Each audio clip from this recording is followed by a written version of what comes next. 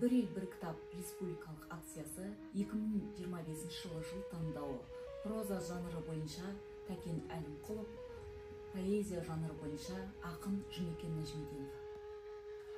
Жұмекен Нәжімеденов өзеліп. Салқындап саясында самал күлдім, ол өскен баяғыдан балаң менмін. Сіміре саумалыңды бір жолыда, сабылып сағым төлке саған кетір. Тағы да топырағында жанар десін, сен десе балбұл жайнап жанар жүзін. Бір ел, бір ықылас қолда бары, әкелген базарлығым сол болады. Дүкенге балтырымды талатып ем, ал қазір дала барқыт дала кілем.